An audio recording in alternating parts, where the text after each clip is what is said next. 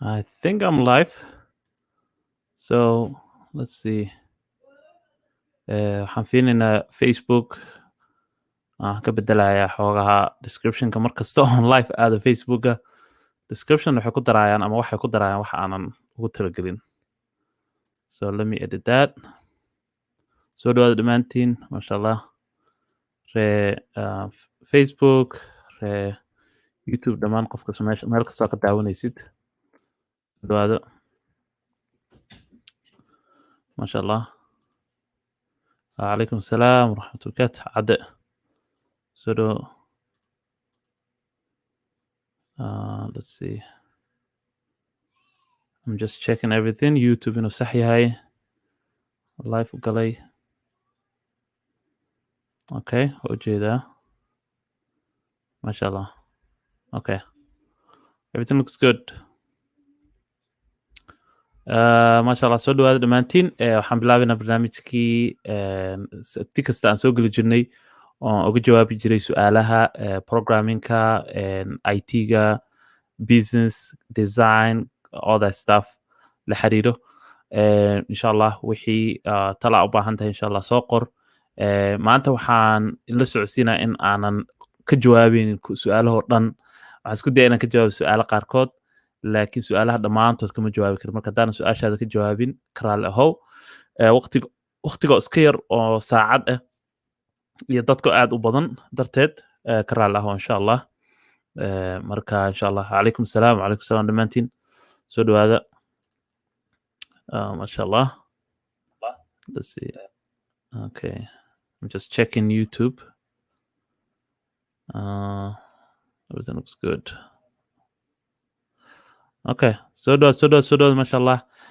Iskuulkii weli waa socdaa. So qofkii u baahan update-ka. Iskuulkii Gabi School weli waa socdaa. Waxaan hadda sameynaynaa isbuucii labaadan ku jirnaa. Ardayda ku jiraan. Waxaa weeye waa ardayda aad ugu adag yahay, laakiin haddii wax la filanayo waa inuu adkaado. Waa habka loo design gareeyo waaye. Marka waxay hadda ku jiraan JavaScript-gii. Waxay soo dhigteen HTML, CSS. Isbuuca hore wax yar aan ka taabanay JavaScript, laakiin isbuucan oo dhan waa JavaScript. Isbuuca ku xigoo dhan waa JavaScript. Marka muhiimadda waxaan saaraynaa JavaScript next couple of weeks. Kabacdi markaas waxaa loo gudbayaa maxaa la dhihi jiray React waxyaala la mid ah. Waxaan u gudbaynaa markaas kabacdi Node.js, kadibna Python u gudbaynaa. Marka saas waaye. So iskuulka dhan waa 16 weeks ama 20 isbuuc iyo 16 isbuuc waa full time iyo part time-ka. Marka dhexda la kala qaybiyo, qaybta hore oo dhan waa front end, qaybta dambe oo dhanna waa back end wey. So qaybta dambe oo dhan waxaa la barayaa Node.js iyo Python. Qaybta hore oo dhanna waxaa weeye waa HTML, CSS, JavaScript iyo waxaa weeye iyo React oon xoogga saarayno. Waxyaalaha aan xoog u saarayna JavaScript waxaa weeye kambaniyada inta badan waxay raadinayaan dad oo JavaScript developers ah, especially front endiga iyo also back endiga. Front endiga waxay raadinayaan dad yaqaano frameworkyada sida React, Angular iyo raadinayaan, laakiin qofka hal framework haddii la baro, I believe in uu ka soo bixi karo frameworkyada kale. Marka I think they will be good. Masha Allah. So let's check YouTube. Facebook. Let's see. How's everything going? Let me share to my page here. All right, let me share to other pages. Share to pages. Okay. I'm gonna share to some pages.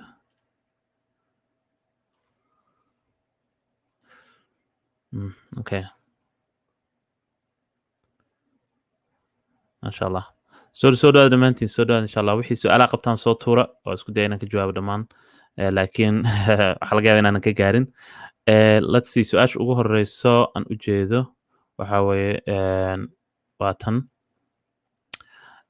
Ustaad, waan ku wareeray web development-iga maadaama loo baahan yahay more languages in aad barato. Maxaad igula talin lahayd? So waa sax oo arrintaas oo arrin jirto. Markii noqoto web development-iga waxyaalaha ugu dhibka badan waxaa weeye waa inaad barato luuqado kala duwan waa inaad baratid frontendiga waa inaad baratid backendiga waxyaalo badan inaad baratid waay marka taas ayaa ardayda badanaa dhib u keento siiba qofka beginner hadduu yahay so waxaan kugula talin lahaa haddii aad wax xooga saarayso videona waan ka sameeyey tan inaad xooga saarto javascript camal maxaa yeele javascript waxay ka caawinaysaa frontendigii backendigii waxay ka caawinaysaa maxaa la jira frameworksi leedahay website caadi ku istaajin kartaa website static daartid oo micnaha aanan ahayn website backendi leh waxaa ku dhisi kartaa bas html css but haddii aad rabto backendiga node.js camal isticmaali kartaa marka very flexible waaye markay noqoto dhinaca web developmentiga javascriptiga so waxaan dhihi lahaa javascript is the number one markay noqoto web development markay ay noqoto waxyaalo kale waxaan dhihi lahaa python maybe ku xiji python ku xiji haddii aad u rabtid web developmentiga bas ahna waxaan dhihi lahaa waxaa samayn kartaa php xoog saar so php na meelo badan ayay ka anfacaysaa oo haddaad rabtid inaad samaysatid freelance business freelance haddaad rabtid inaad samaysatid php aad bay ku anfacaysaa marka taas that one is also very important so php waxay ku fiicanta freelancega siiba dhinaca maxaa la jiray e-commercega iyo haddaad rabtid inaad clients wordpress camal aad rabtid inaad u samaysid waxyaalo noocaase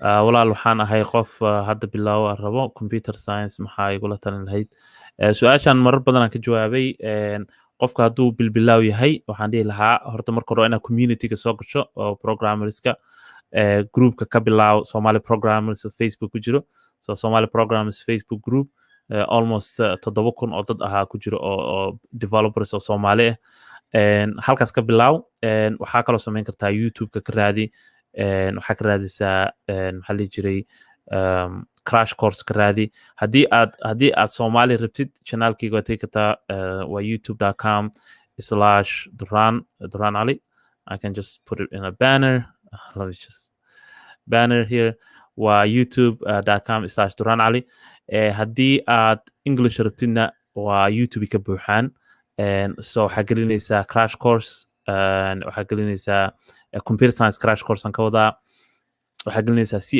CS50 oo ah computer science 50 waa courses ee jaamacadda Harvard ay dadka free ugu dhigto kuwaasna waa ku anfacayaan website kale oo free code camp waa website fiican oo aad isticmaali kartid marka all those resources waa resources fiican ood aadi kartid all right let's see mashallah so dhammaantiin so let me see su'aashan ustaad can you tell us in brief waa maxay roadmap ka ugu fiican ugu wacan u noqon karaa front end developer and then transform to back end full developer that's very good question wallahi that's very good question so roadmap ahaan markii la dhaho waxaan dhihi lahaa waxaa fiican qofka in uu horta CSS-kiisa HTML-kiisa meel iska saaro so those are maxaa la dhihi jiray very essential waa inaad taqaanid horta HTML waxay tahay waxaa fiirin kartaa website-kan let me add some let me share the screen add a screen share okay let's share this so haddaan aadno w3schools.com this is a good website laga bilaabi karo so website-kan waxaa u isticmaali kartaa sida camal roadmap ahaan so saa ujeeda hadda meeshaan learn wuxuu leeyahay learn HTML learn CSS waxyaalaan kalena waa baran kartaa bal labadan haddaa xooga saarto marka hore learn HTML haddaa tagto wuxuu ku tusaa waxyaalaha u baahanta inaad ka barato so inaad taqaano basicska HTML elements attributes headings paragraphs styles formatting quotations waxyaalahan inaad taqaanid waa sida loo sameeyo tableska listingka responsive layout this one tana ugu muhiimsan markii noqoto qaybahan dhan responsive inaad samayn kartid oo website responsive oo kala jiitama micnaha oo markii responsive la dhaho waxaan ka wadaa let me just remove the question expand it responsive markii la dhaho waxaan ka wadaa website mobileka ama telefonka laga geli karo tablet waxaasoo dhan inaad responsive ka taqaanid waxyaalahan media querieska inaad taqaanid so somewhere you'll find responsive that media query inaad taqaanid responsive layout breaking points ka kala duwan waxyaalahaas HTML semanticska waa waxa anaga aan ku barnay schoolkan Gabi School semanticska inaad si fiican u taqaano HTML semanticska so HTML hore iyo gadaal inaad ka taqaanid si fiican waxay tahay si loo isticmaalo adigoo dhaa isku haysta inaad website ku dhisi kartid HTML bas so HTML bas inaad ku dhisi kartid website is very essential aad muhiim u tahay markaa ka gudubta HTML dadka qaarkood waxay HTML u qaataan HTML waan garanayo wax weyn ma ahan way fiirinayaan waxay leeyihiin okay just tags waay soo maaha tagskan waan garanayo wax weyn maahan dib iguma keenayso so I'm just gonna waan ka skip garanaya but in reality the muhiimadda waxaa waa qofka in uu si fiican u fahansan yahay HTML ku xitaay qaybay u kala baxdo waxyaalaha block display inuu fahansan yahay all the display things so let's see what is display let's see inuu display fahansan yahay okay display inta kuma jiro CSS ki ku jirtaa but display inuu fahansan yahay qaybay u kala baxdo so right here it says here display displaygan wuxuu yahay so CSS ka markay noqotan inaa fahansan tahay everything almost everything oo CSS ku jiro inaa fahansan tahay selectors ka maxay yihiin what are selectors so haddaad garanay selectors na akhrisid oo practice garaysa selectors box model ka muxuu yahay maxaa la jiray listingka si loo sameeyo displayga haddan ka hadlaynay inaa fahansan tahay floatka waxaas waxay yihiin alignmentiga sida loo sameeyo pseudo classeskana waa muhiim inaa fahansan tahay maybe at least wax yar ka fahansan tahay pseudo classeska lagu sheegayana waa kan camal waa visited iyo linkigan iyo hoverkan waa pseudo classes waa waxyaalahan inaa fahansan tahay waa muhiim so I would say badanaa dadku way ka skip garayaan markay noqoto HTML iyo CSS camal laakiin haddaad rabto inaad khatar ku noqotid web development waa in aad qaadi kartid sawir camal so haddaad gashid internetka or something like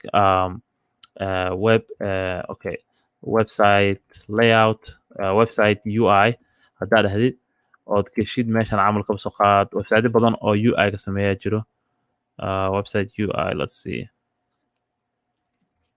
UI design if you go to let's see a word way badan yihiin carrada ka badan yihiin but I think anywhere if you go to images camal haddaad tagtid website-ada camal any website kan haddaad qaadatid in aad ku samayn kartid HTML CSS so taas waa number one aad ku bilaabaysid so website kan camal hadda saa ujeedid si uu dhisan camal ma ku dhisi kartaa HTML CSS front end haddaad rabtid inaad noqotid waaye back end bis haddaad rabtid inaad noqotid aad uguma baahnid waxyaalahan oo CSS ka carrada badan just inaad fahansida sida CSS wax basic loogu sameeya u baahan tahay so website kan camal ku samayn kartaa so let's see camal this one style design kiisa so a website like this let me zoom out website like this ma ku samayn kartaa navigation ka ma samayn kartaa batanadana waxyaalahan sawirka camal haddii lagu siiyo aan kalarada lagu siiyo ma samayn kartaa boxkan camal oo shadowgan leh ma samayn kartaa oo saan camal u samaysan iyo boxadan isgarab yaalo adigoo isticmaalaya something like adigoo isticmaalaya flexbox wax noocaas so all that stuff waa muhiim waaye inuu qofka fahansan yahay haddaad rabtid inaad front end developer noqoto marka kan ka baxday marka javascript u baahanta inaad fahantid marka JavaScript is the third most important waa waxa ugu muhiimsan markay noqoto front endiga haddaad rabtid inaad wax ku dirtid oo websitekaada wax qabto haddaad rabtid information aad soo bandhigtid base way ku anfacaysaa HTML CSS base laakiin haddii aad rabtid in websitekaada wax qabto oo dadka soo galaan oy maxaa la jira slide uu leeyahay ama uu leeyahay form iyo waxyaalahaas JavaScript u baahanta markaas waxyaala badan aad ku samayn kartaa marka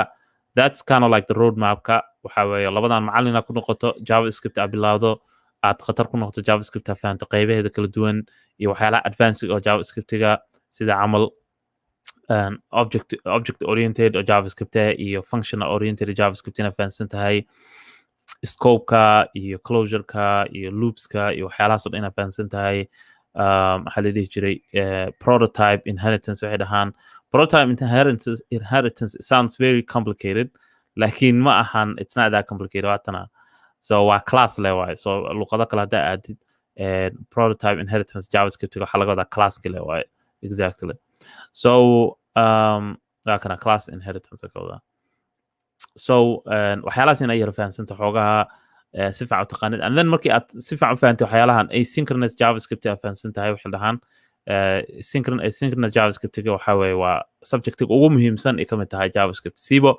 markii aad data aad ku process garaynaysid javascript haddii aad wax diraysid waxna soo celinaysid oo kabso qaad API camal aad isticmaalaysid waxaa u baahan tahay asynchronous javascript inaad fahansan tahay si u shaqayso so that's waxyaalaha ugu muhiimsan roadmap ahaan markii la dhaho front endiga aan dhihi lahaa okay let's go back I hope that gives some answer dad su-aalo kala badan aa lasoo weydiiyey badhi ma laha masha allah soo wada insha allah waan isku daya inaan ka jawaabo haddaan ka jawaabo waayana commentigaan uga jawaabaya oo I'll try insha allah inaan waqti markaan u helan ka jawaabo alright let's go back let's see that was a good question kulli waa good question masha allah ustaad okay let's see I think waa ka booda mid waxaan okay python maxaa iga caawinaysa si aan u barto maxaa iga caawinaya si aan u barto python maxaa iga caawinaya si aan u barto okay so python si aad u baratid python waxaa ka caawinayo practice inaad samayso so waa inaad wax ku samayso python wax inaad ku dhistid waayo wax inaad ku hagaajisid so python waa very easy language way fududahay laakiin at the same time waa inaad wax ku samaynaysid haddaad wax ku samaynaynin ma baranaysid luqadii so waxaan dhihi lahaa just practice ahaan waxaa samaysaa problems so what I will do is aniga haddaan rabo inaan python barto waxaan raadinaya problems of python so I will look for something like practice python problems something like that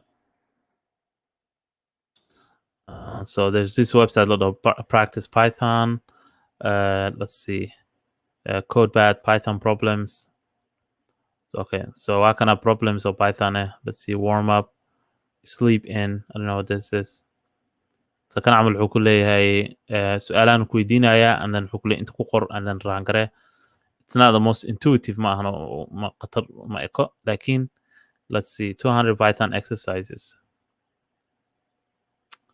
so waxyaalahan oo dhan waa python problems waaye so saasaa ku samayn kartaa waxaa kaloo samayn kartaa waxaa ku bilaabi kartaa inaad wax ku dhistid so let's say something camal waxaa leedahay python project github karaalaada haddii farta aad u yaryar tahay so let's see so github waxayna tusaysaa waxyaalaha trendingka oo dadka soo geliyeen oo pythonka lagu qoray waa fiirin kartaa kuwan but I'm looking for something or simple projects that exist in python so qofkan wuxuu isku soo aruuriyey projectska or a sample project or not a simple project okay let's see a list of awesome fast PR opportunities friendly projects okay so these are some of the projects so let's go to python amal waxyaalaha camal aad samayn kartaa good fast issue build a better democracy for internet age okay make Linux window type like a Mac so all these projects are fiirin kartaa but also adiga mid samaysan kartid so you could say something like okay waxaan rabaa inaan dhiso application waxaan rabaa inaan application dhiso oo ogolaanaysa dadka in ay arkaan meelaha biyaha laga helo camal ka soo qaad areadaa joogto so let's say camal Somali haddaad joogto waxaa leedahay meelaha ugu dhow oo biyaha laga helo ceelasha ahaadaan ama meel kale ha ahaadaan yaan rabaa inaan helo so waxaa samaynaysaa marka haddaa wax ku dhisaysid python keligeed waa ku dhisi kartaa laakiin waxaan dhihi lahaa Django raadso Django project aa la dhahaa Django project waa kana marka Django marka waxaa weeye waa habkii aa u dhisi lahayd website aa u dhisi lahayd so Django xoogaha bara si u shaqayso kadibna computerkaada ku set up garee kabacdina waa ku shaqaynaysaa way jiraan waxyaalo oo python oo aad samayn kartid oo I think waxaa la lahaa I think there is a Jupyter Python there's an editor la dhaho Jupyter or is it called Jupyter yeah Jupyter so this one is waxaa ku samayn kartaa you could play waxaad samayn kartaa python yaad ku dhisi kartaa adiga oo ku jiro website-ka so uma baahna inaad soo install garaysato so I think they will start something for us let's see starting need take a full okay so basically waxa waaye waa adigoo website-ka ku jira python ku qoraysaa so uma baahnid in aad markaas aad soo shubatid information so this one is good one also waxaa kaloo jiro rebel I think also python uu ku shaqeeyaa rebelit so rebelit waa kana it has a python so website-kan rebel.it waaye waa galaysaa waxaad dooranaysaa python wuxuu ku furayaa python meel a python ku qori kartid so inta waxaa leeda camal print say print and I think waxaad dooran kartaa xataa nooca rabtid python 3 or python 2 so hello world ana leedahay markaas hello world ku run gareeyay and anything aad ku samayn kartaa inta waxaa leedahay something like let's say something age equal to 20 you could say if age is less than 20 and then I print you are young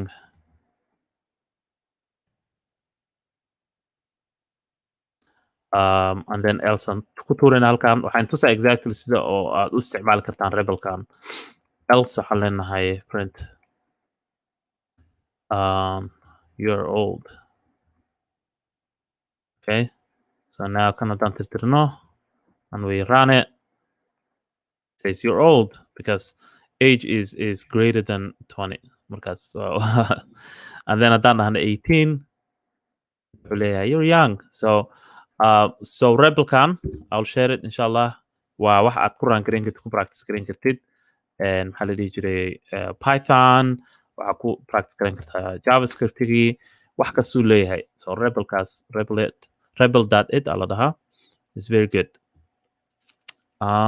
let's see so sababta aan su-aalaha gudaha usii galayna because su-aalkas kama jawaabayno so karaa la caada taas waxaan isdhahay waxaa roon su-aalaha inaan gudaha usii galo su-aal qaarkood inta aan su-aal kasta aan ka bixin lahaa maybe 1 daqiiqo oo answer on dhihi lahaa saas waaye waxaa fiican at least dadka waxay ka faa'iidaysanayaan inaan gudaha usii galo dad baan weydiiyey waxay dhaheen I think that's better marka haddaad su-aashaadan ka jawaabin micnaheeda waxaa waaye su-aalihii kalaa waqti kala qaatay waana just waxaan randomly u dooranaya si qof gooni asxaan uma sameynayay marka si randomly waa marka haddii adikaada aan doorto insha allah kaadan gudaha usii gelaynaa so maybe maalin aan kaada qaadana hadduu leeyahay okay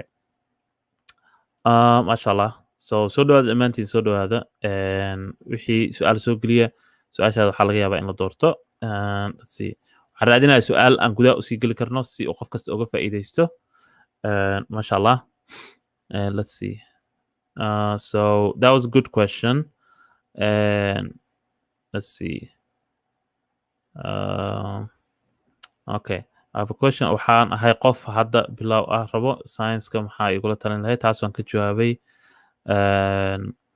waxaan rabaa inaan program barto anoo school u gelin ma ka baran karaa W3 schools so this one is good question si quick looga jawaabi karaa anoonan school u aadin ma baran karaa programming sida W3 schools iyo YouTube yes waa baran kartaa waxay ku xiran tahay adiga disciplinekaada ku xiran tahay so waa inaad qof oo discipline la tahay micnaheedu waxaa qof inaad tahay ka adag waqtigiisa so haddii aadan waqtigaad ka adkayn oo ku mashquulaysa social media oo waqtigaada aad ku bixinaysa waxyaalo kale haddii aadan saacad 2 saac 3 saac aad meel fadhin karin adiga oon wax kale aanan fiirinin aad wax code gareyn kartid ood aqrin kartid wax oo daawan kartid wax dan waa ka bixi kartaa laakiin haddii aad markii 10 daqiiqa ku jirtid aad dhehaysid okay telefonka balan fiiriyo hebel aan waco for example haddaad dhehaysid dan kugu adkaanaysaa so waxaan dhihi lahaa disciplinekaada fiiri haddaad tahay qofka adag waqti gelin karo oo waqti dheer micnaha waxaan ka wadaa waqti maalin kasta 2 saac haddaad geliso for a year camal haddaad gelin kartid saas haddaad samayn kartid waa baran kartaa laakiin haddii aad tahay gelin karin taas oodan u dedicate garin karin waqti way kugu adkaanaysa so waxaa u baahnaanaysaa qof mentor ah that's why aan u bilaabay iskuulkan oo bootcampka maxaa yeelay waxyaalo badan aan soo geliya youtube-ka casharo badan oo free ah ku jiro qofka english fahmayo ama english yaqaano waxaa ku jiro milyamaad casharo ah oo ku saabsan programming youtube ka buuxo lacag yaraa bixin kartaa $10 camal Udemy waxaa ka heli kartaa bootcamp dhan oo lagu sii hagaajiyey oo from beginning to end laakiin ma laha qof oo gacan ku qabanayo oo ku dhahayo okay waxaan u baahan tahay saana u baahan tahay saana u baahan tahay waxaan samee maanta berri waxaan samee qof ku dhahay ma haystid marka sidaa darteedan bootcampka u bilaabay sababta aanan qof kastana ugu ogolaan inuu bootcampka soo galo waxaa yeelay wax kasta waa inay quality lahaadaan wax kasta waa in la ilaaliyo marka si tartiib aan wadamo gooni usoo gelinayna hadda waxaan soo gelinay qaaradan Yurubka waxaan soo gelinay Australia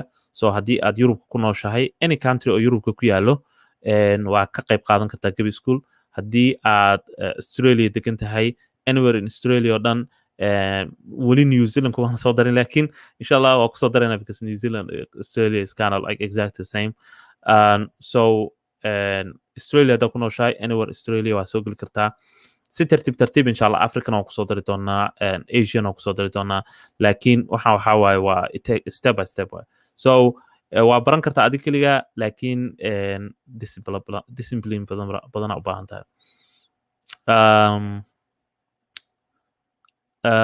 qofa wuxuu yiri ma igu filan tahay Python base ma u baahanahay luqadaha kale mise Python keligeed baan bilaabaa so luqado kalena waa u baahan tahay laakiin waxay ku xiran tahay waxaad sameynaysid haddii aad sameynaysid wax Python base lagu sameynayo Python base u baahan tahay haddii kale definitely luqado kale u baahan tahay so qofa wuxuu yiri system aan ku dhisay luqadaha kale HTML CSS PHP MySQL ayaa online ka dhigay oo waxaan geliyey hosting iyo domain markaan website-ka booqdo waxaa soo baxayo dhammaan filekii oo dhan PHP ahaan iyo CSS waxaa rabaa markii aan la booqdo website-ka in uu soo baxo file aan ka bixiyey home okay that's what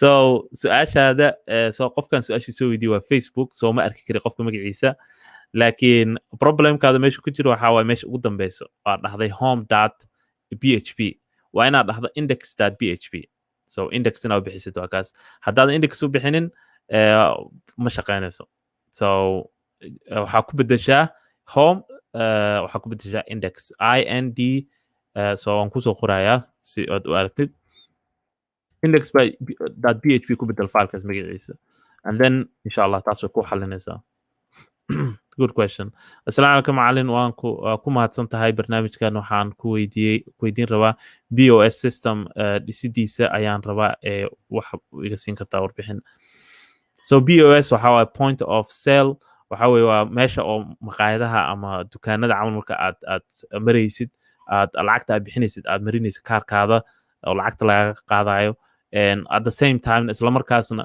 customer informationkiisa wixii dhan ku jiraan waxaa kaloo ku jira maybe productiski iyo wixii inventoryga meesha yaalay ayaa ka buuxo so BOS waa ma adka in la sameeyo waxay ku xiran tahay just sida adiga u sameynaysid waxaan dhihi lahaa waxaa ka dhigtaa SaaS ka dhig so SaaS micnaha waxaa waaye software as a service ka dhig software as a service markaa ka dhigto waa in aad u samaysid deviceska isticmaalaan sida tabletska kala duwan isticmaalaan inay ku shuban karaan so maybe waxaan dhihi lahaa app camal u samee oo iOS iyo Android app u samee taas aad ku anfacayso haddii kale waxaad samayn kartaa app oo web portal camal oo ay ka isticmaali karaan so backendiga waxaa ku samayn kartaa any luqad oo ku samayn kartaa PHP Python JavaScript oo Node waa ku samayn kartaa laakiin databaseka iska ilaali muhiimadda waxaa databaseka inuu si fiican u habaysan yahay waxaa isticmaalaysaa databaseka multi-tenant waxa la dhaho let's see I'm gonna show you multi-tenant waxyaalaha waxaa waaye ani aan kusoo gubto waaye so waqti dheer aan soo sameynayay multi-tenant database u baahan tahay database noocaas u baahan tahay multi-tenant means that a single instance of software and it's a supporting infrastructure service multiple so basically sawir ahaan haddii la fiiriyo waxaa waaye waa kana so appkaada waatana waxaa kala dukaano kala duwan ama maqaayado kala duwan ayaa isticmaalaya waana same database waaye hal database waaye so keep that in mind multi-tenant database u baahan tahay waxaa u baahan tahay arrimaha securityga definitely waxaa u baahan tahay SSL u baahan tahay SSL ka u baahan tahay waxaa kaloo u baahan tahay hosting fiican u baahan tahay ama AWS ama waxaa isticmaali kartaa Azure ama just hosting caadi oo isticmaali kartaa waxaa u baahan tahay authentication fiican so user authentication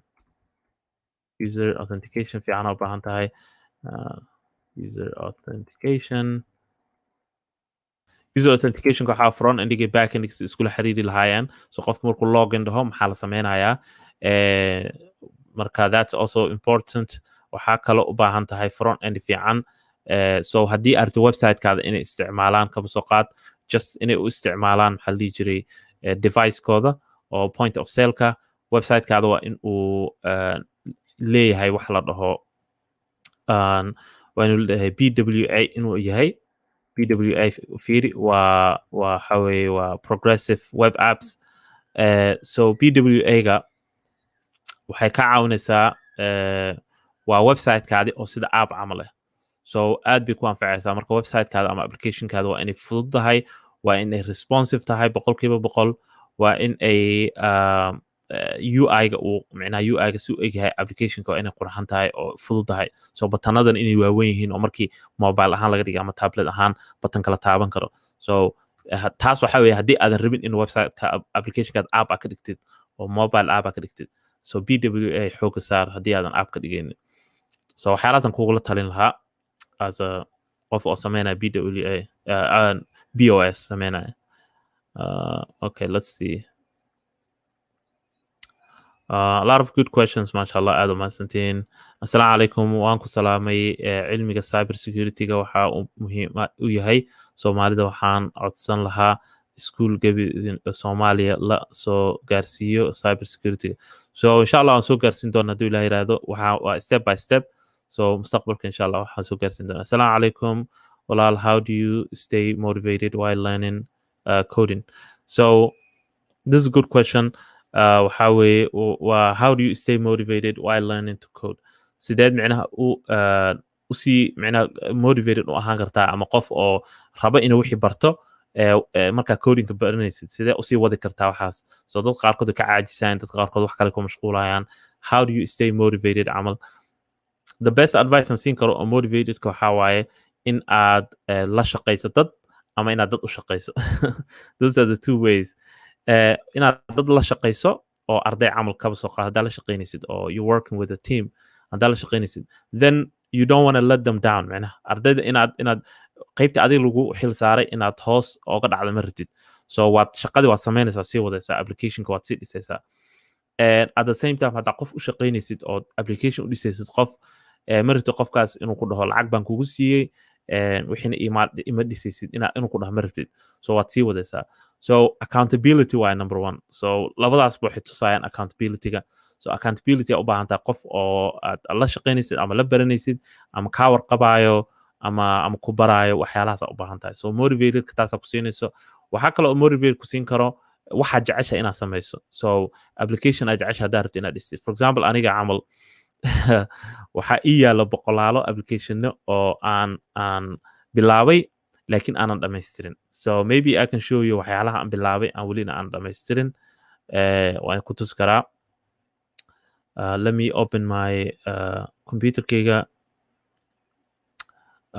let's see so let me share I don't care qof hadduu copy garaynayo waxyaalahan or not it doesn't matter because waa just a hobby waaye application hobby ah hobbyna micnaha ka wada waxaa weeye waa wax oo iska aan aniga iskaga baashaalayo so let me share my entire computer share that so now if you go to here haddaan furo kan I think waa ujeedaan waxyaalahan dhan aa ujeeda folderadan waa projects kala duwan waaye so waa inaa haysatid wax aad jeceshahay adiga ka shaqaynaysid for example camal waxaan ka shaqaynaya waxa la dhaho Clanly-ga waxaa weeye waa React application oon ka sameynayay website oo Clanly la dhaho clone sameynaya so markii aan gaaray qaybta oo API-ga oo Google API-giisa calendarka API Google laga soo jiidanayo yaan istaagay because waa very hard waa taas waxay u baahan tahay also sessionka in la geliyo Node.js-ka wax session la dhaho waa in aad userka markuu login gareeyo aad u samaysid usoo jiidid eventyaashiisa from Google events so xoogaha waqti badan iga qaadanaysay so waxaan idhi you know what haddii aan ku dhamayn karin a day or 2 days dib baan u dhiganaya waxaan kaloo bilaabay chrome extensiona bilaabay oo haatana waan actually waan sameeyey but laakiin ma publish karaynin waxaa la dhahaa notes made easy basically waxaan rabay in aan quick notes aan qaato waan arkay applicationo kale oo notes ka sameynaya laakiin kuwaas pop-up iyo issues waxyaala soo sameynayaan so waxaan rabay chromeka markaan galo oo websiteka chromeka inaan furi karo wax yar quickly aan ku samaysan karo note yar aan ku samaysan karo waxaan kale oo bilaabay contractions tan waxay ahayd interesting application ay ahayd on bilaabay laakiin aan dhamaystirin contractions waxaa weeye waa cunuga ay dhalanaya aniga oo gabar baa ii dhalanaysay so waxaa waaye waxay ilaalinayso application ilaalinayso contractionka oo dumarka markii ay dhalayaan waxaa jira contraction wax la dhaho micnaha markii oo xanuunku soo dhawaado dhakhtarku wuxuu ku leeyahay waa inaa ilaalisid inta u dhaxayso contractionska haddii isku soo dhawaadaan xanuunkaas micnaheed waxaa qofka cunugu dhalan rabaa haddii kala fog yihiin micnaheed waxaa waaye weli waqti baa dhiman so application waxaa waaye aad taaban kartid button and then saacaddaa soconaysa intuu contraction ka socdo and then markaad joojisid waxay xisaabinaysaa intii record ku ilaalinaysaa so that was interesting one actually tan waan dhamaystiray but anaa personally u isticmaalay weli ma publish karaynin so waa just iska happy so waxyaalahan dhan u jeedid I can go on and on all these applications aan bilaabay qaarna aan dhamaystiray qaaraan publish karaynin qaar waan publish gareeyey so happy inaa leedahay waxyaala aad jeceshahay so think about for example camal hadda midda aniga aan ku fikiray happy inaa aragtaan waxyaalahan aan share garaynayo let me know if you guys don't see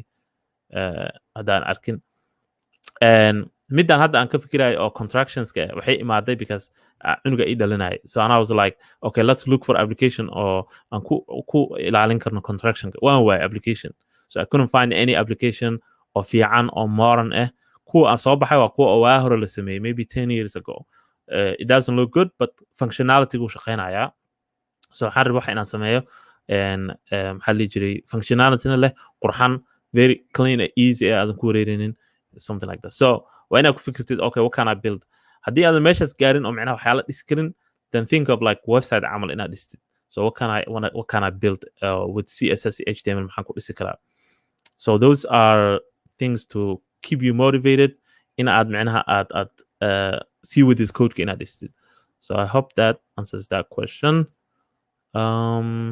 let's see what do we have on Facebook let's see there's a lot of questions waxyaalo badan oo soo geliyay masha Allah aad mahadsantihiin YouTube let's see YouTube masha Allah always su'aalo waxaa jira YouTube ay su'aalahoodan soo bixinin karaale ahaada okay let's see walaal haddaan haddaan JS aqaano ma ku samayn karaa appska fudud anoo isticmaala React maxaanse isticmaalaa so haddaad React taqaanid waa ku samayn kartaa so if you know React and JavaScript haddaad taqaanid application waa ku samayn kartaa mobile app ha ahaado ama ha ahaado web app so mobile app waxaa isticmaalaysaa React native wax la dhaho so let me share my screen here React native so React native waa React caadiga ahaa laakiin loogu talagalay mobile in lagu dhiso so just waxaad isticmaalaysaa same code oo React just waxaa bedelaysaa bas waxyaalahan so meesha aad dhihi jirtay div camal waxaad dhahaysaa view aad dhahaysaa meelihii aad isticmaali jirta something like paragraph or p waxaad isticmaalaysaa text other than that wax kale kuma kala duuno inta kale oo isku midkii importigi wixii aad samaynaysaa Reactigii waxaad isticmaalaysaa packageski oo npm packageska caadiga ahaa so everything else is very similar so waxaan dhihi lahaa React native is haddaa React taqaanid is the number one markay noqoto arrimahan okay let's see more questions here assalamu alaikum okay just su'aalaha YouTube-ka oo soo bixin inaan ka jawaabay hadda ustaad web dhisida okay ustaad web dhisida waan ku cusbahay waxaan ka bilaabay HTML iyo CSS marka ma rabi inaan luuqad kale u gudbo anoo dhammayn HTML iyo CSS marka heli karaa labada oo dhammaystiran.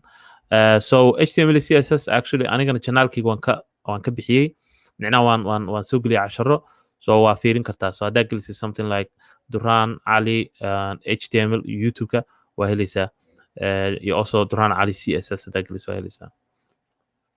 All right. Let's see.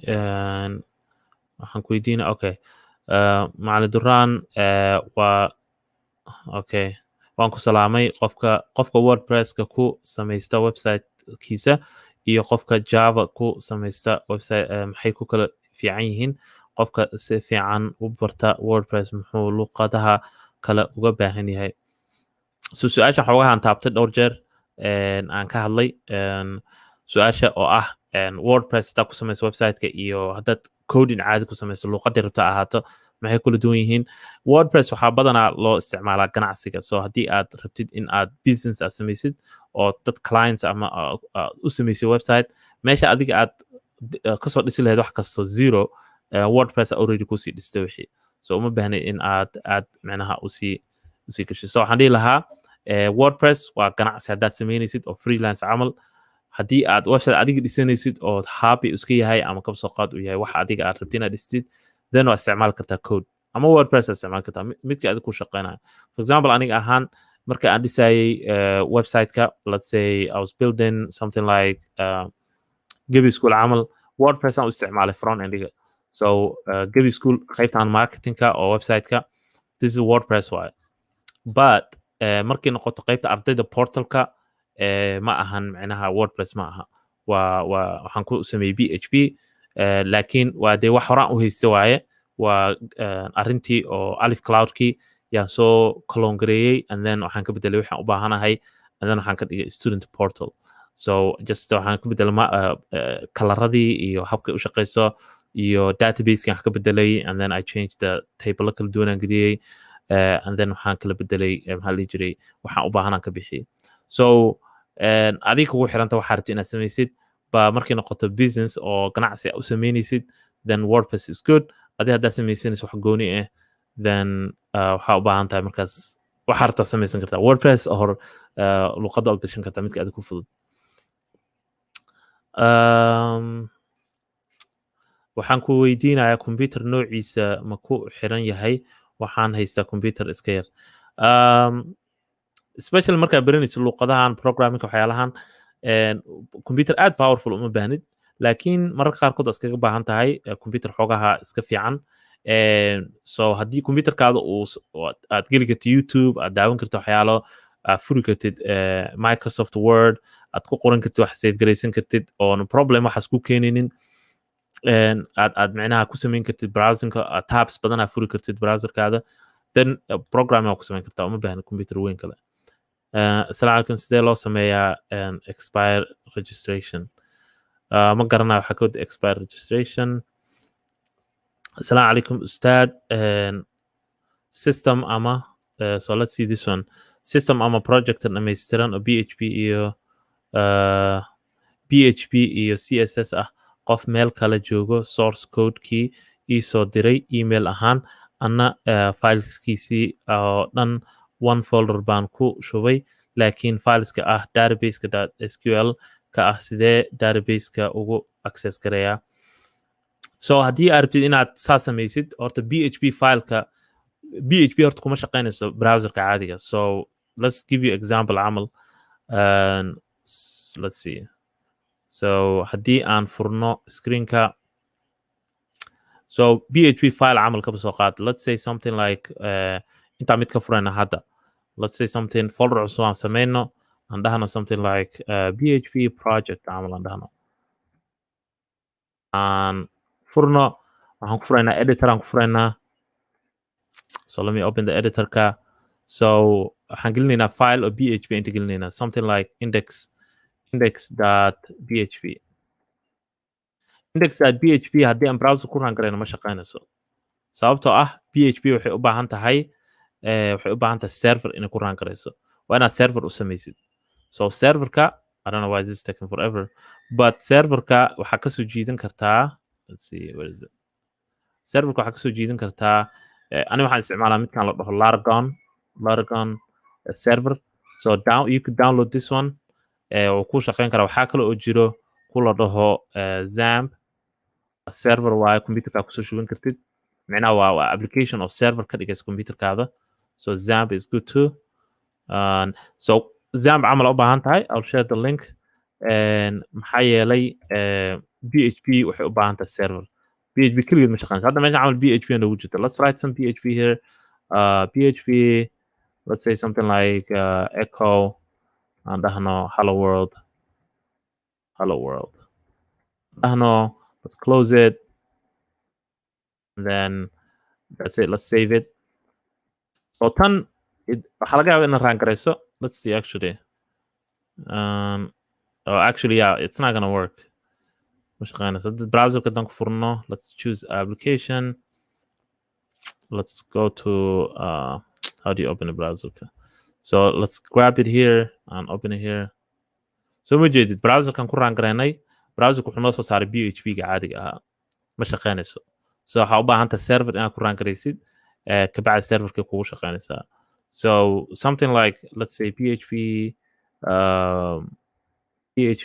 playground or something like that aan gelinaynaa so kan camal hadda this is a waxaa waaye internetka server ku jiro so if we I don't know how to get rid of all this text if we like okay yeah let's just delete it actually that's it how do you run it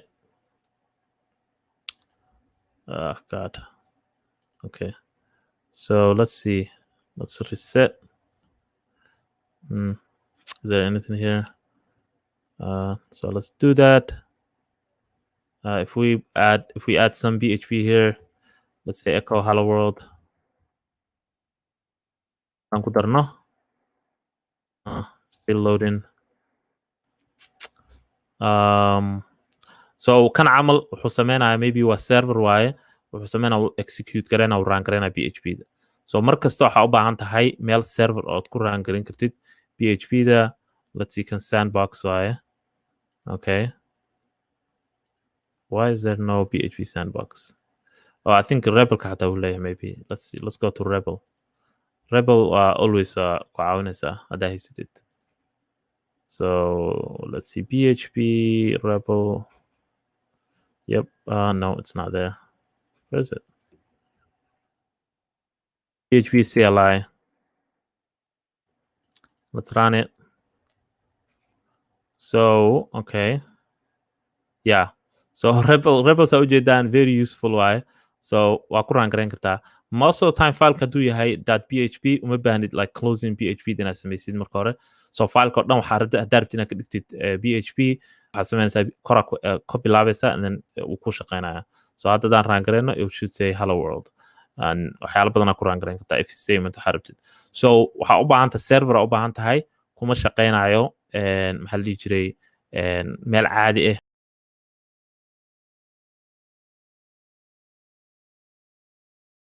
at the stream so keep that in mind so waxaan dhihi lahaa haddii aragtid .sql kana so su-aashaan ay ahayd oo .sql kana waa inaad ku shubtid database inaad ku shubtid waaye so zamkan ku tusaya hadda oon share gareeyey aad geli kartaa wuxuu ku siinayaa meel ood ku shubi kartid wuxuu leeyahay waxaa la PHP my admin aad ku shubi kartid filekan oo .sql ka halkaasaad ku shubaysaa waxaad samaynaysaa database oo magaca databaseka samaynaysaa magaca databaseki passwordkiisa waxaa ku xiraysaa PHP da qayb waxaa jirta PHP da connection ah aad ku xiri kartid all that stuff so inshallah you'll be good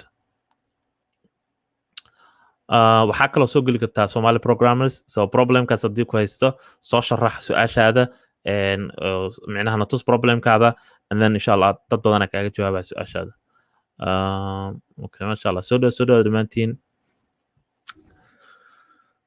Ustaad software drag and drop oo PHP system lagu sameeyey ii sheeg drag and drop waad raadin kartaa I think you just Google drag and drop PHP program something like that raadin kartaa 10 gigabyte oo database space ma ku filan tahay application SaaS multi tenant school management system ilaa meeqa sana loo isticmaali karaa 10 gigabyte 10 gigabyte oo ku filan tahay so for example aniga applicationkayga so laba nooc ay leedahay. There's two spaces u baahan tahay ogaato. Midna waxa waa database spacekiisa, midna waxa waa serverka spacekiisa.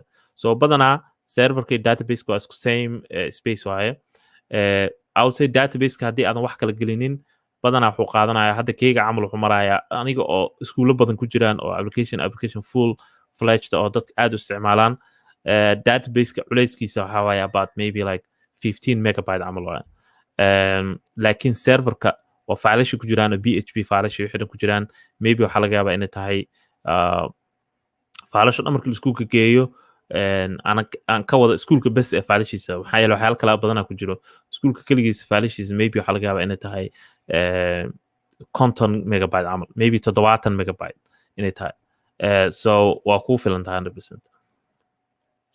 VPS hostingka ana securitygiisa sameynayo mise shirkadda VPS-ka ayga iibinayso ayaan ii sameynayso.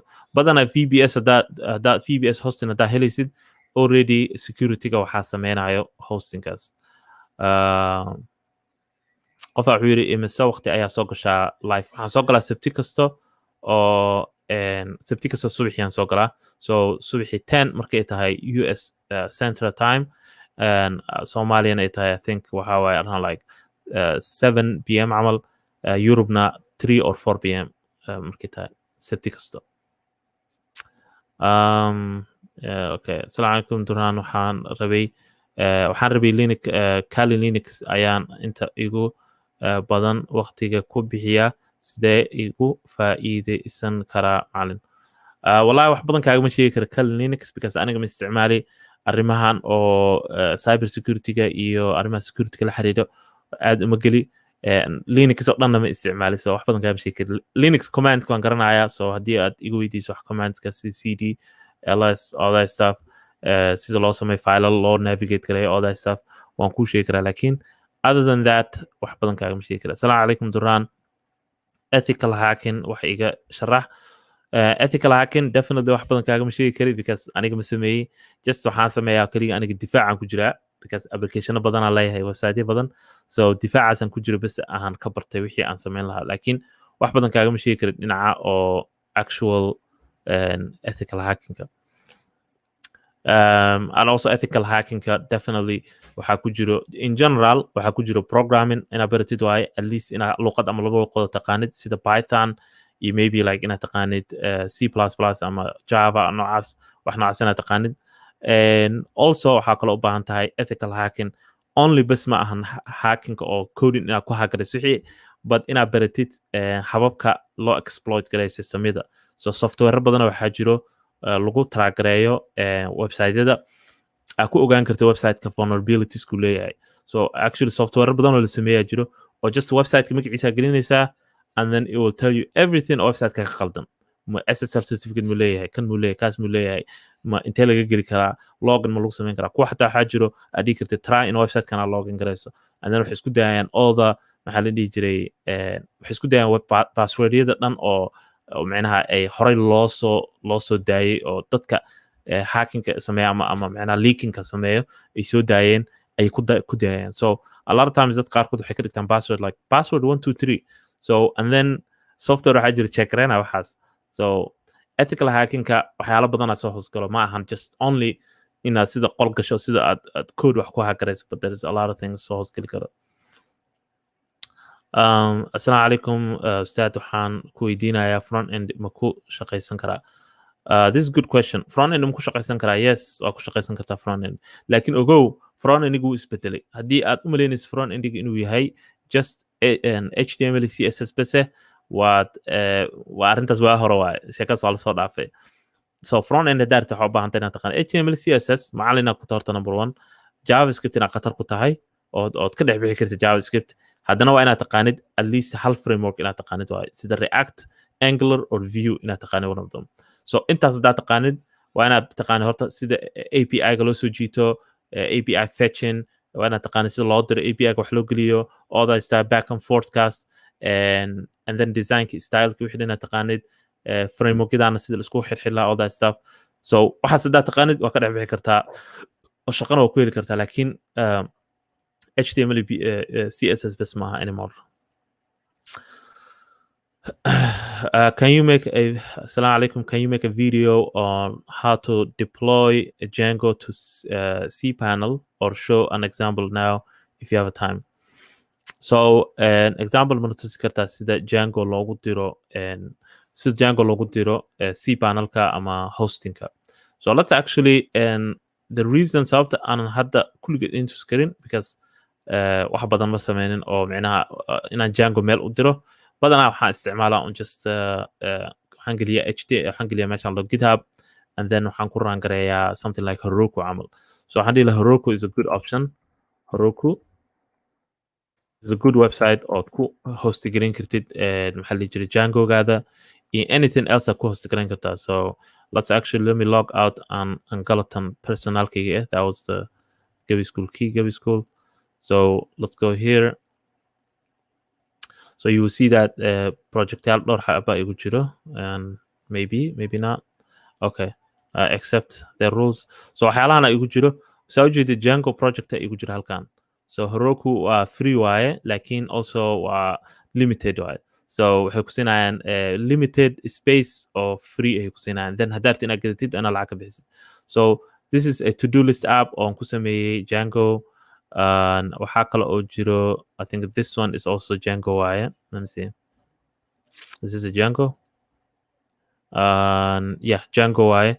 And we could also look at it too on fiirin karnaa. If we go here or here deploy. So this one wuxuu ku tusaa habka loo deploy gareynaya waa kana. So commands kana raacaysaa and activities. Let's go here. Log aan fiirino si aan linkiga uga helno. So let me just aan ku tuso application kan haddii ay shaqeynayso because waa hore ahayd goortay aan soo bilaabay. So I think application kan waxaa waa tii su'aalaha iyo jawaabaha ahayd oo meel waxaa waaye oo sida camal Stack Overflow camal waaye. And Heroku keep in mind markii aad free tahay slow waaye marka ugu horeyso. So inuu soo kaca waa sida engine camal. So application kan ujeedo kulligeed waxaa waaye waa Python oo Django aan ku dhisay.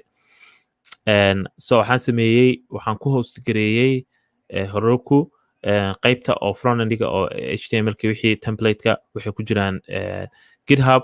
But in general, it's just a normal application or highway or halkii ah. So I logged in, hadda profile wuxuu ku siinaysaa su'aala weydiin kartaa. You could ask a question, detail gelin kartaa. You could publish it, and it's right there. So actually lama solve gareynina ku qoran. Haddaa kala garayso wuxuu ku tusayaa meel reply camal ah and all that stuff. And minute ago la weydiiyo su'aashan waa edit gareyn kartaa. You could edit here. Hadda qofku weydiiyo ku tusayaa. You could edit. And then it will show you unresolved. You can say solved and then save it. And then it will say solved here and all that stuff.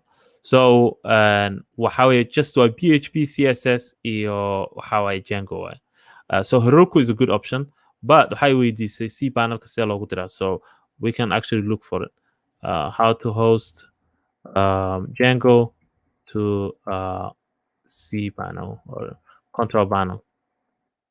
Okay. So meelo badan ayaa jiro. Deploy your Django to cPanel hosting using GitHub. So there's many ways oo lagu sameyn karo. This is good article waaye. Let's see. So server static files for deployment. Waa inaa faalashaada static ka dhigtid ood isticmaashid. Waxaa jiro package oo kaaga dhigaya faalashaada micnaa isku ka dibridaayo. Database setup. So this one is they're using Postgres isticmaalayaan. So all this is just setting up the balki. So hosting kaada waa inuu leeyahay marka this is the only difference. So cPanel kaada waa inuu leeyahay Git version control wax la dhaho inuu leeyahay waaye. So hadduuna lahayn Git version control then way adkaanaysa inaad ku samaysid oo aad raacdid baashan. So hosting kaada ku xiranta a lot of times. So marar qaarkood waxaa dhacdo in hostingka uu na lahayn waxyaalaha sida camal Git version controlka una lahayn kaba soo qaad node aan lagu run gareyn karin waxyaalahaas oo dhan. So haddii aad ku run gareyn kartid waxyaalahaas hostingkaada feasible cPanelkaada fiiri haddii waxyaalahaas uu leeyahay dan waa ku run gareyn kartaa hadduuna lahayn Heroku camal u baahan tahay. So keep that in mind. So I hope that answers that question. Let's see meelaha kale YouTube-ka su'aalihii soo geliyeen iyo raggan reer Facebook. Masha Allah. soo dhawaad dhammaantiin. I see a couple of people are share gareeyey aad waa mahadsantihiin. Facebook haddaa ku jirto share garee oo special Somali programmers live kan share garee si dadku anfaco. Yeah, let's see YouTube masha Allah. YouTube waxaan raadinaa su'aalaha aanan arki karin. Assalaamu calaykum ustaad, WordPress ma kaaga filan yahay web development sida HTML? Yeah, WordPress web development kaaga filan yahay. So haddaa website rabti inaad dhisid caadi WordPress waa ku samayn kartaa. Macalin markaad qof website u samaynaysid sidee admin loo siiyaa? Haddaa website qof u samaynaysid waa inaad u samaysid meel ay ka geli karaan oo back end camal inaad u samaysid. So badanaa waxaa la dhahaa dashboard aa la dhahaa. So let me actually share that. So waxaa la dhahaa dashboard. So inaad u samaysid dashboard. So let's say waxaa ku samaynaysaa PHP, but any luqadaa ku samaynaysa inaad samaysid dashboard. Wax la dhaho. Waan ku anaa ayago waxay leesaa template wixii dhan leh. So saan camal waa dashboardka iyo saan camal oo like this. Meel waa inaad u samaysa ay click samayn karaan, article soo gelin karaan, wax soo gelin karaan inaad u samaysid waa. Taas waxaa ka anfacayso WordPress haddaad samaynaysa website. So if we put here WordPress, akana WordPress already way samayn. They have the adminka sectionka adminka oo dashboardki already way hayaanba. So that's why WordPress khatar u tahay because uma baahnid inaad samaysid qaybta dambe oo qofka galaayo oo article soo gelinayo, wax tirtiraayo, wax hagaajinayo, all that stuff uma baahnid. Access u siinaysa waxaa leedahay website-kada xartaa gashan kartaa. Mac salaama. So coding uma baahna qofka markaas inuu sameeyo. So that's good thing. Let's go back. That's a good question. Let's see. Assalaamu calaykum ustaad, markaan doonayo inaan noqdo web developer iyo app developer ma jirtaa hal luuqad haddaan barto labadaas aan samayn karayo? So JavaScript is luuqadda raadinaysid. Web development iyo app development labada way ka anficaysaa. So JavaScript iyo frameworkyooda React iyo React Native aad raadinaysaa. So that's what you're looking for. JavaScript framework leedahay. Frameworkna waxaa weeye wax lagu dhisay JavaScript weeye oo horey lagugu sii hagaajiyey. So waxaa jiro wax oo aad wax la dhaho React Native ood ku dhisi kartid app oo Android iOS loo diri karo oo hal mar aad diri kartid. So uma baahnin markaas wax kale. So JavaScript is your language. Haddaan rabo inaan qatar ku noqdo programmingka ama aan rabo inaan noqdo problem solver qatar ah maxaa igula talin lahayd? That's a good question. Haddaan rabo inaan noqdo problem solver ama qof oo khatar ku ah programmingka maxay igula talin lahayd? So haddaa saas rabto insha Allah waxaan kula talin lahaa in aad horta haddii aad baratay basic iyo waxaasa ka dhex baxday problem solvingka markii la dhaho waxaad raadinaysaa wax la dhaho hacker rank. So this is how you become a top developer oo la raadinayo. Hacker rank is this one. This is the best place to start. Or is it? Yeah, not this. This is a hacker rank. We bedeleen design code there. Wow. Okay. And it delays too. But let's see. Let me log in. How do you log in for developers? Okay. Yeah. So we bedeleen style code, design code. But this is where you practice waxaada. So waxay leedahay hackerank, waxay leedahay all these sections ay leedahay practice garin kartid. Luqado badan ay leedahay.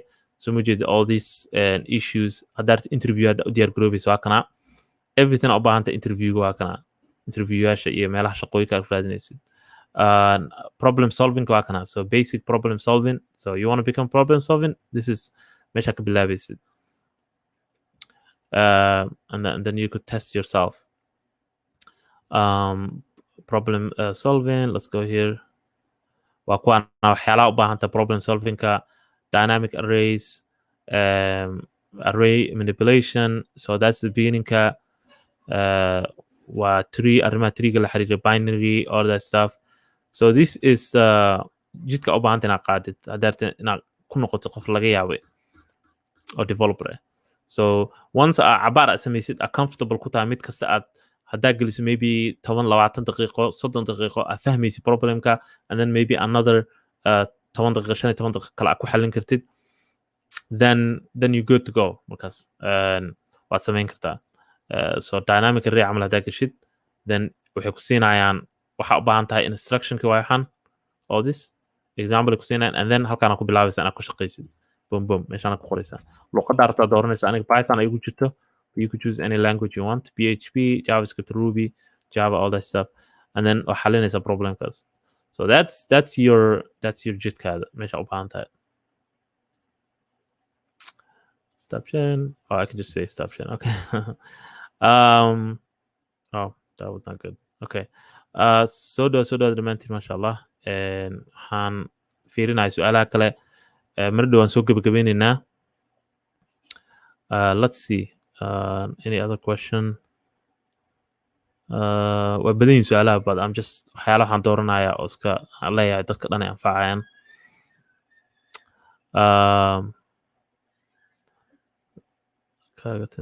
asalaamu calaykum wacalaykum salaam qofaa wuxuu yidhi salaan kaaga timid caasimadda soomaaliya muqdisho maadsanta walaal asalaamu calaykum macalin duraan aan rabay in linux ayaan inta igu badan waqti ku bixiyaa sidee taas waan ka jawaabay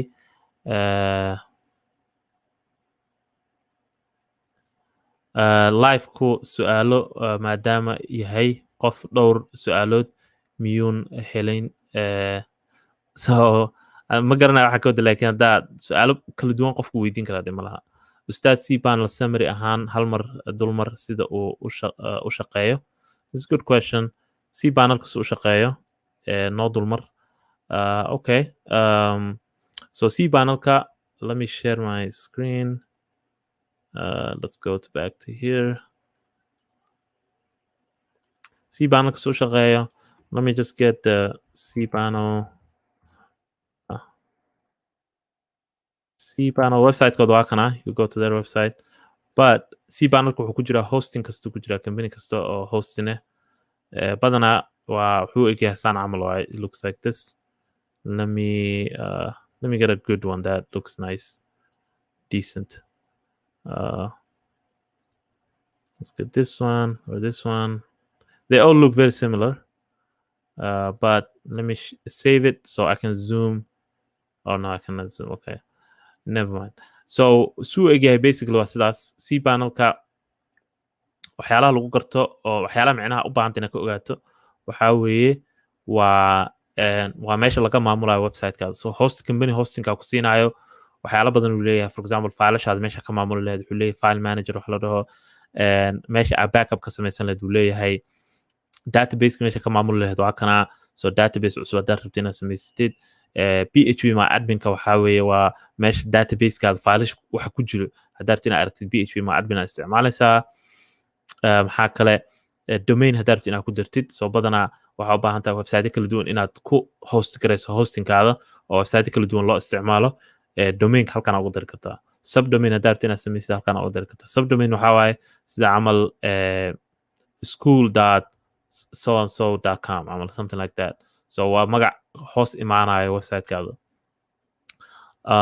iyo waxyaalo kaloo badan uu leeyahay email haddaad rabta inaad samaysid qayb email uu leeyahay so email aad samayn kartaa oo sida camal something like info@gebischool.com camal something like that or info@alifcloud.com aan ku sameeya aniga so samaysan kartaa so c panelka wakaasaa waa company kasta hostina ku siinayo so waxaa ku maamulan kartaa sectiona kala duwan oo badan uu leeyahay just titleka le akhri waa fahmaysaa fifiri waxaa jira videoyaal badan internet ku jira c panelka tusaya dadka so we can just actually look at it so youtube-ka haddaad tagtid waxaa gelin kartaa c panel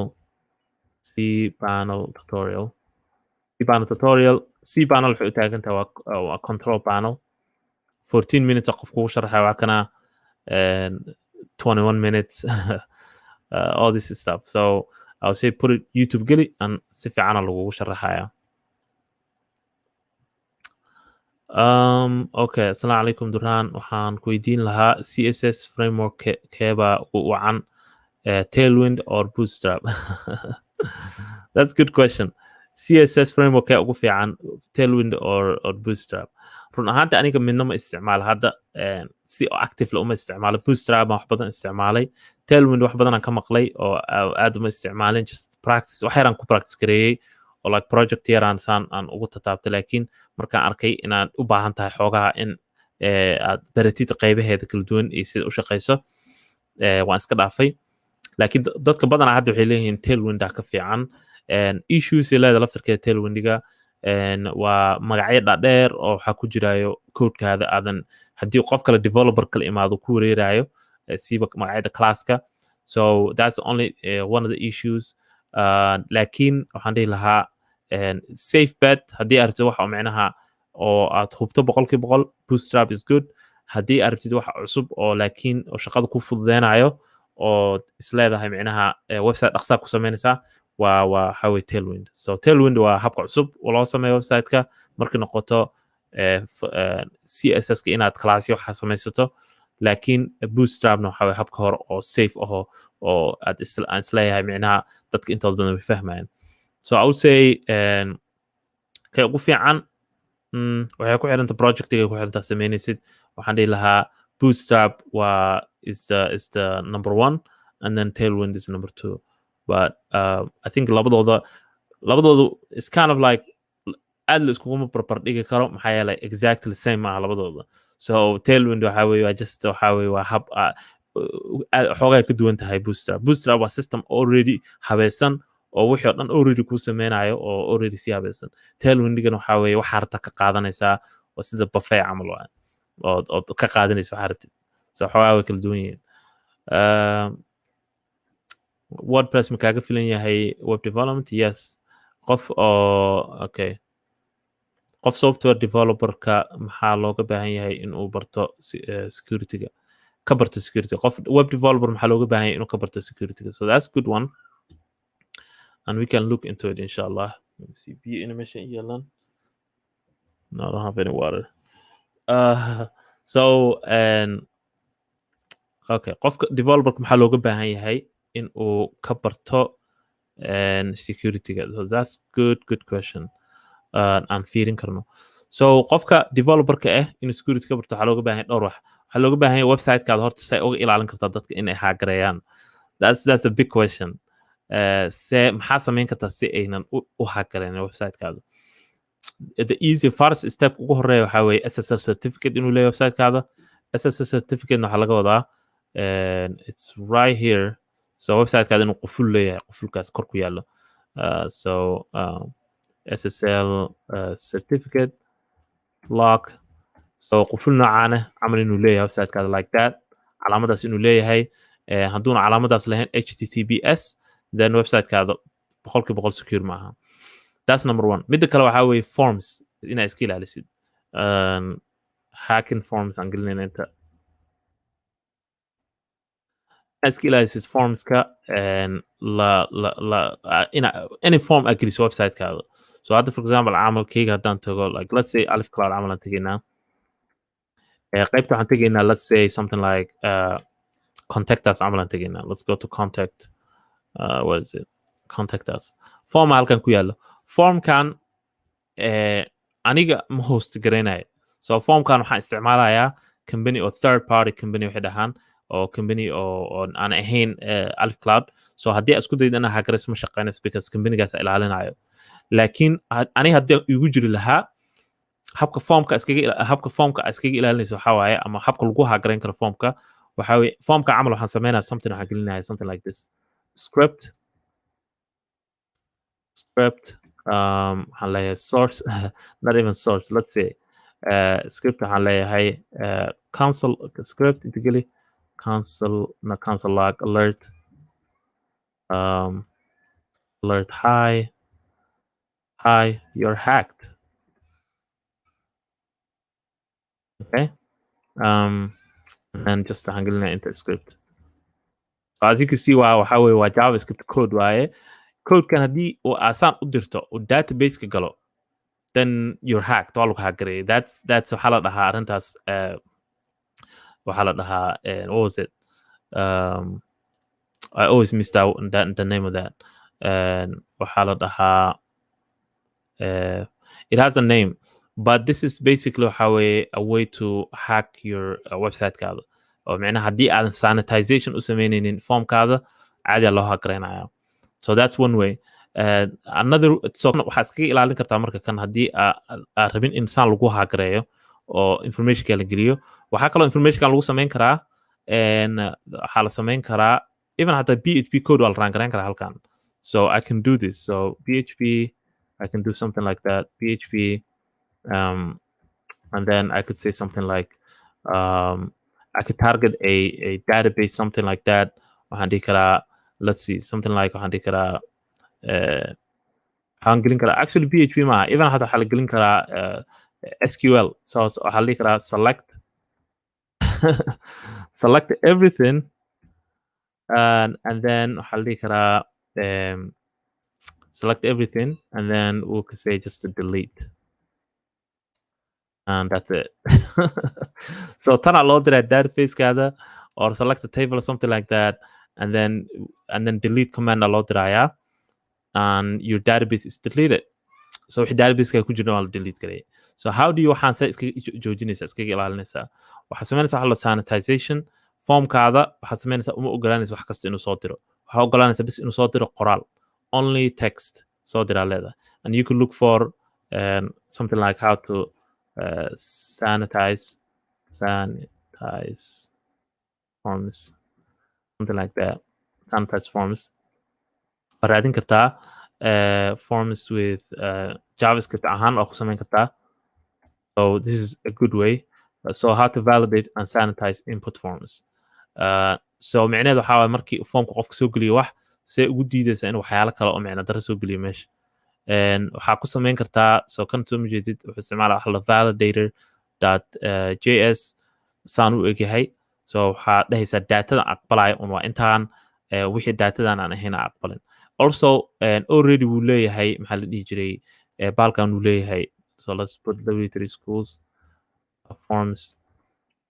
Waxaa la dhihi jiray wuxuu leeyahay sanitization PHP in HTML laftirkeeda already sanitization way leedahay way kugu jirtaa. So hadda camal waxaan ka wada sanitization waxaa waay basic verification camal. Hadda formskan saa ujeedid input uu leeyahay. So kan ugu horeeya waa text waay. Let's make the next one aan ka dhigno something like number camal aan ka dhigno. So number haddaan ka dhigno hadda wax oo ma gelin kartid, qoraal ma gelin kartid, waa inaan number geliso halkan. So that's waxaan ka wado inaad is ilaalisid. This is basic way, but there is many ways isku ilaalin kartid. So arrimahaas u baahantay inaad ka ogaato, waxaa u baahantay inaad ka ogaato let's say WordPress camal website ka shaqeynaysaa, waxaa isticmaashaa something like iThemes security camal isticmaal. WordPresska waa 100% this on every website on aniga aan sameeyo. Applicationkan soo geliya pluginkan and free waaye. Lacag waa ka godan kartaa, laakiin waxyaalaha inteeda badan free waaye. Haddaa website caadi sameynaysid, always PHP markaad sameynaysid, always waxaa u baahan tahay PHP inaad isticmaasho wax la dhaho MVC model. So MVC model waa companiyada waxaa isticmaala all the frameworkska waaweyn oo dhan isticmaala MVC. MVC waxaa macnaha waxay kala ilaalinaysaa viewga. waa kana MVC wuxuu taageerta model view controller. Waxay kala ilaalinaysaa viewga oo ah meesha dadka arkayaan iyo codekii lagu update gareynaya databaseka. So modelka waxaa weeye waa meesha lagu update gareynaya databaseka. So waxaa gelinaysaa something like SQL-kii habka lagu execute gareynayay, command-kii oo PHP-da waxaasoo dhan gelinaysaa.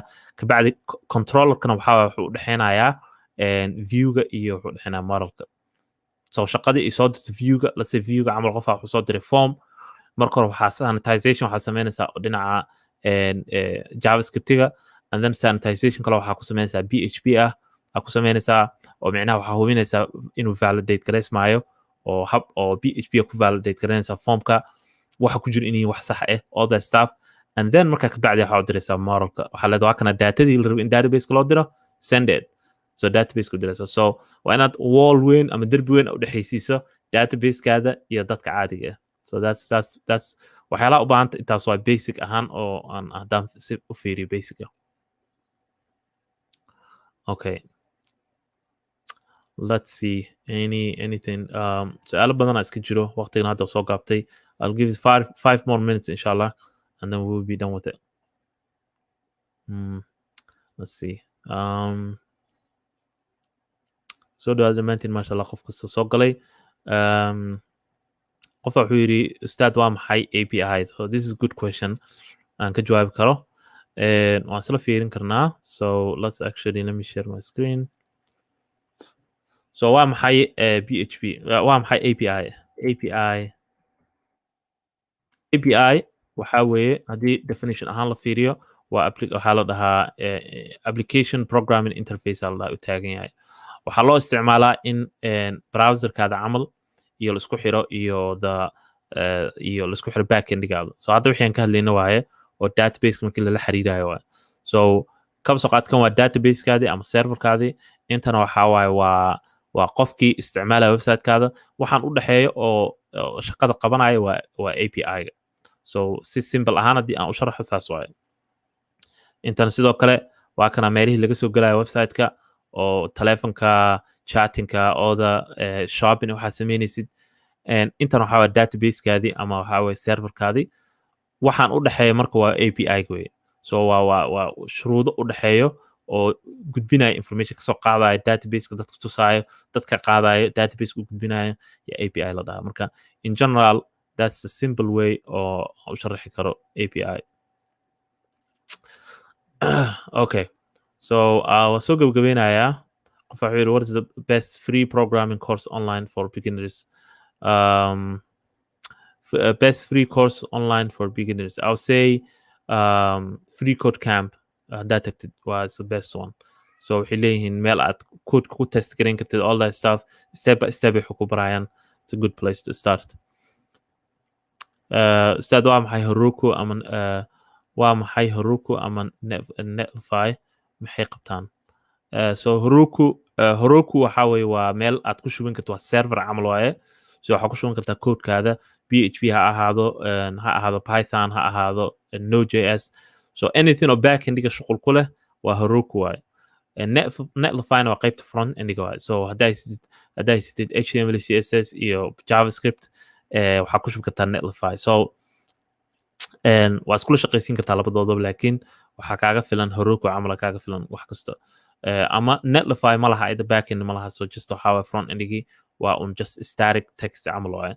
So saasay kula duwan yihiin. So Heroku waa habka casriga oo aad websitekaad u deploy garan kartid ama ugu diri kartid internetka. Mern stack, okay. Mern stack maxaa laga wadaa qasab miya inaan wada aqaano Mern? Mern stack waxaa laga wadaa waa xarfo u taagan waaye wax. So Mern waxaa laga wadaa Mango DB. Ida waxaa laga wadaa Express. Art waxaa laga wadaa React. Entan waxaa laga wadaa Node.js. So we can actually look at it. isla fiirino waa kana Mern stack. So waa kuwana soo ujeedid sawirkooda MongoDB, Express, React iyo Node.js. Basically waxaa weeye waa hab aad u dhisi kartid waxa waaye. So technologiyadaas oo dhan aad isticmaalaysaa saa u dhistid application weyn oo full fledged application yaa u dhisi kartaa. If we Google here what is Mern stack kana waa fiirin kartaa. waxay u taagan tahay Mango. So MongoDB, keep in mind that MongoDB waxaa waaye NoSQL waaye. So that's why aniga Mern dadka badanaa ma xayisiiyo because dadka badanaa ma garanayaan NoSQL database waxa la dhaho. So documented database aa lahaa ma aha relational database ma ahan. So that's the only thing oo aan Mernka aan ku jeclayn. Because aniga badanaa ma isticmaalo NoSQL. I mean waa isticmaali kartaa it's not bad khatar waaye. laakiin micnaha waxaa ka wadaa aniga my favorite waxaa waa relational database. So I mean dadka inta badan relational database isticmaalaan. So that's why aanan Mern aanan dadka u sheegin markasta. But you could wax kala ku replace garan kartaa inta SQL ku replace garan kartaa. You could say CERN. I guess it becomes CERN. SER CERN stack. I think we do that maybe stack.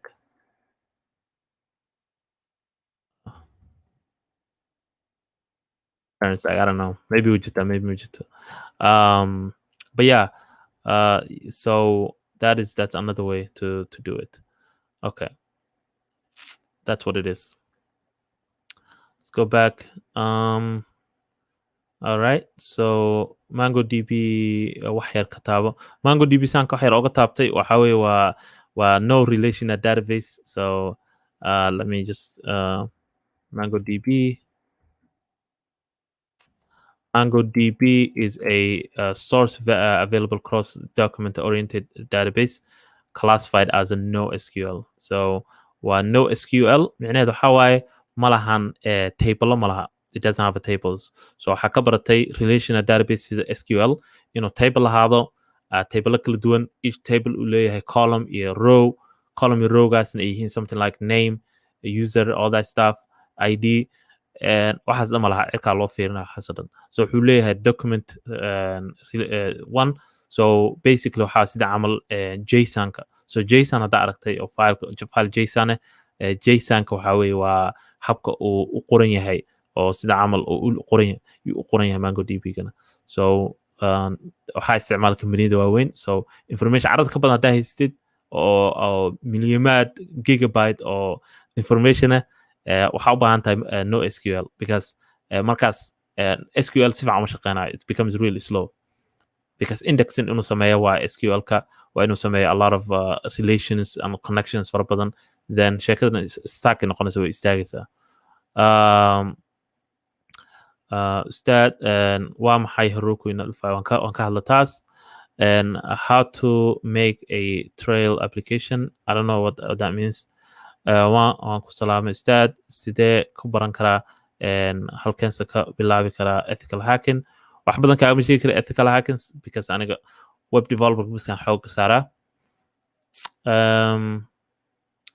ustaad webkaaga ma ku dhisan yahay one iyo two waxa ku sheeg backend si fiican ma fahmin su-aashaada ustaad su-aal qabaa okay soo daa haddaa su-aasha qabtid dhima lahaa please su-aal waan u baahanahay inaan ku caawiyo okay ustaad waxaan ahay arday dhigta CS waxaan rabaa inaan siiso advice midkeen bartaa native mobile development flutter ama flutter so taas waxay ku xiran tahay haddaa rabtid inaad native-ka baratid ama baratid flutter waxay ku xiran tahay adiga waxaa rabtid inaad qabatid haddaa rabtid in aad shaqadaada oo dhan ay noqoto mobile developmentiga then waxaan dhihi lahaa native-ka u baahan tahay so I will say just maybe waxaa barataa Swift xoogaa ka baro Swift si fiican u baro and then waxaa haddaadan haysan computer mac camale virtual machine camal kusoo shubo computerkaada waxaa kaloo samayn kartaa Java ama Kotlin aan dhihi lahaa fiican Kotlin baro and then you good to go so haddii ay shaqadaada tahay inaad apps samayso then 100% native-ka u baahan tahay haddii ay tahay waxa oo app samaynta ay tahay waxa oo gees aad u isticmaalaysid oo shaqadaada ay tahay ka socdo web development ama ay tahay application inaad dhisto laakiin mobile app-kana u baahan tahay maybe u baahan maybe u baahnid then waxaa u baahan tahay markaas okay flutter okay waa markaas flutter waxa way badanaa waa just inaad ku dhistid waxa oo micnaha application aanan let's say application oo badanaa waxaa lagu dhisaa iska yar application oo aad weyn oo company weyn isticmaalayo oo boqolaalo kun oo dollar laga bixinayo laguma dhiso badanaa ama even xataa boqolaalo kun aan dhihine 10 kun oo dollar camal 5 kun oo dollar xataa haddii applicationka laga bixinayo badanaa is best in lagu dhiso maxaa la dhihi jiray native laakiin is up to you laakiin waxaan dhihi lahaa haddii xooggaada uu yahay boqolkiiba konton hadduu ka badan yahay waxaa xoogga saaraysa applicationska mobile appska then native-ka xoogga saar so that's my advice ustaad turmix maxaa loo isticmaalaa I really don't know what turmix wax la dhaho ustaad maxaa u taraa Python anaga hadda waan bartay maxaa u qabanaa this is a good question muxuu taraa maxaa la dhihi jiray bahashan Pythonka muxuu taraa season number that's good question so Python waxaa ku dhisi kartaa waxyaalo badan ku samayn kartaa waxaan dhihi lahaa haddaad rabtid inaad wax ku samaysid Python badanaa haddii ay tahay website camal waxaa isticmaalaysaa framework so keligeed way adagta in lagu dhiso wax laakiin haddaa framework isticmaasho waa khatar ku noqonaysaa so Django camal aan ka hadlay Django isticmaal si aad wax ugu dhistid so that's the best way aad ku bilaabi kartid wax inaad ku dhisto Python أستاذ أستاذ سؤال maxay okay su'aal أستاذ HTML CSS JavaScript in aan iska dhaafo WordPress ma ku baran karaa ila tali waxaan dhihi lahaa HTML CSS xoogaa ka baro kabacdina WordPress gal laakiin qasama in aad si fiican u taqaanid so I'll say CSS inaa wax badan ka taqaanid ku fiican maxaa yeelay waxaa marar qaarkood lagaaga baahan yahay WordPress ina waxyaala bedesho oo sidii u egyihiin wax so waxaan dhihi lahaa CSS ka xoogaa ka baro sida wax loo bedelo kalarada loo bedelo selection si loo sameeyo waxaasoo dhan and then WordPress markaas u gudbi kartaa so shaqo badan uma baahnid oo barasho laakiin WordPress haddaa si fiican u taqaanid xal adaa helaysid su'aalaha haddaan soo gabagabeynayaa so I'll give it one more minute ustaad waxaan doonayaa in aan app dhiso JavaScript meeqa miga caawinaysaa so waxaa soo gelisaa group Somali programmers aniga personally I don't think inaan ka caawin karo because waxyaala badan aan ku mashquulsanahay ustaad Python waxa uu qabtay ii sheeg Python website-da lagu dhisaa waxaa lagu sameeyaa gamemka lagu sameeyaa waxaa lagu sameeyaa maxaa la jiray web scraping waxa la dhaho waxaa lagu sameeyaa testing hadda wax test garaynaysid oo application waxaas waxaa ku sameyn kartaa AI machine learning data science ama data science waxaa kaloo ku sameyn kartaa waxyaala xisaabaadka la xiriiro all that stuff waxyaala carabka badan ku sameyn kartaa